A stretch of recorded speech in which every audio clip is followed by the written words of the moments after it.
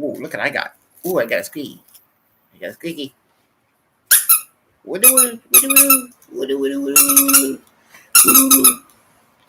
Trying to get the puppies on here so I get clickbait. No, I'm kidding. You want to be on the show, Beth? Here's Jerry. Hi, guys. You saw my butt on the post my daddy did because I was hiding. Anyway, hey, good morning. 5 a.m. Mester Scrum. I hope you're doing well today. And it's Friday, so we're going to do Fortune Cookie Friday. Yay, we're going to do Fortune Cookie Friday. We got the doggos here. Betty, are you going to jump up here? What do you want? You want... You know what Betty wants? Everybody knows what Betty wants. Betty wants the cookie. So does Jerry. I know. My cookie thief over there. She's right underneath the laptop, so or in the camera. So if the camera takes a dive, we know it was Betty. And today I want to talk about sprinting versus marathon. I was thinking about the Olympics. Olympics hit my mind and how people operate their sprints and Scrum. So that's what we're going to talk about today and Fortune Cookie Friday. And let's see what else going on. That's about it. Anyway, 5 a.m. Mester Scrum Show. Oh, and thank you all for your podcast connections and all that stuff. Appreciate that. Looks like we're growing in the podcast world a little bit. So that's good. Spreading across the world. And anyway, 5 a.m. Mester Scrum Show. I am Greg Mester, Scrum Master and Agile Coach. And we talk about Scrum and Agile in a practical and tactical way, right? And do stuff with the doggos every once in a while. I got two of them looking at me right now. And we do this so you can bring value to your customer, not work the crazy hours, get home at a decent time on a Friday, and go home with family and friends, right? So you can have a little fun, have a little fun at home, a little fun at work. Work should be fun. We talked about fun things all week. Yeah, and I'm sorry I missed yesterday's show. I'm going to tell you, if you don't get something done early in the morning in this place, because going from house to house after the fire and all that stuff, you just don't get stuff done. What are you doing? Anyway, still your thing? Anyway, so why do I bring up Olympic sprinting and marathon?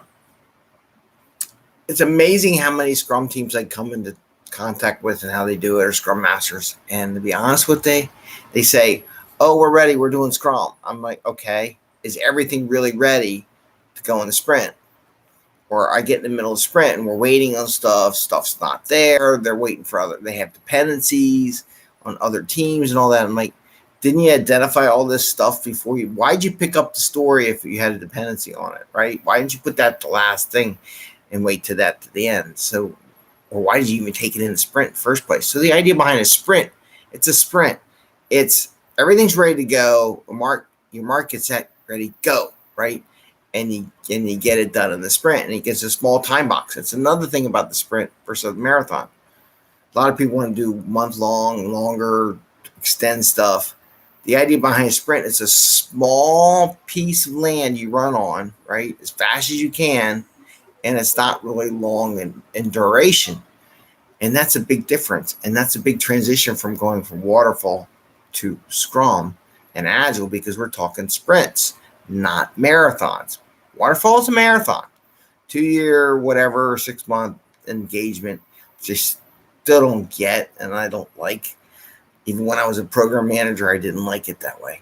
Anyway, so the idea behind a sprint is everything's ready to go. Story's ready, answer's been done, stories have been pointed, been looked at, any kind of risks may have been mitigated, or maybe even, hey, we've never done that before. Why don't we build a spike story in this sprint so we know we can really get it done? And then after the next sprint, we'll really get it done. Everything will be good and it'll be smooth. And you can tell the customer we're going to get it at this time. But no, they don't always do that. I don't get it. I would. I challenge my team every day and working with the product owner to make sure we got stuff that's been reviewed and getting feedback from the customer. And that's where the dog picture, where everybody's hiding.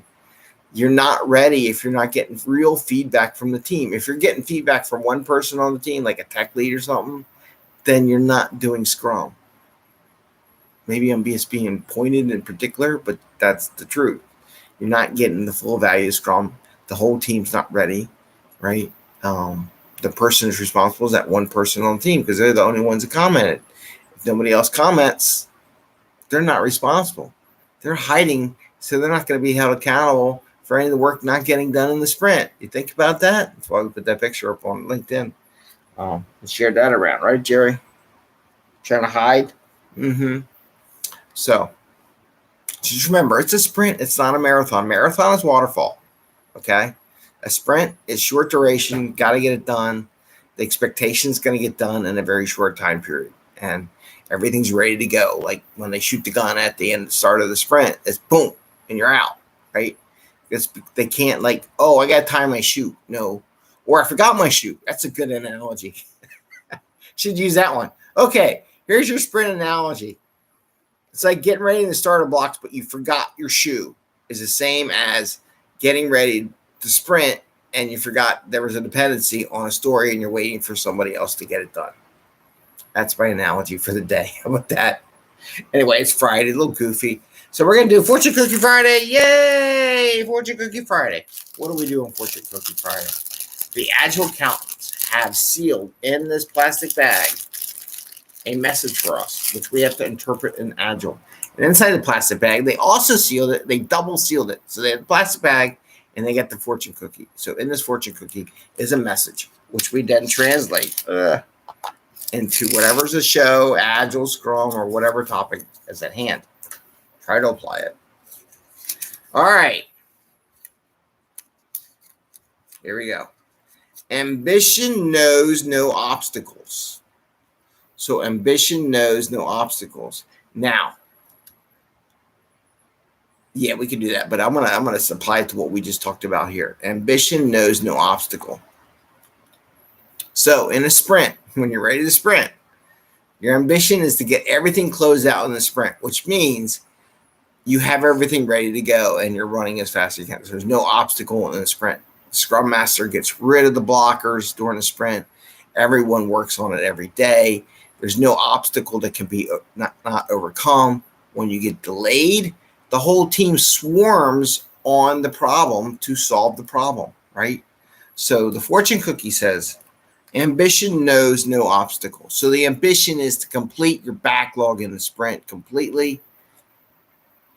There is no obstacle because the whole team will work together to get it done. Or if we need to get external people, we'll bring them in to get it done.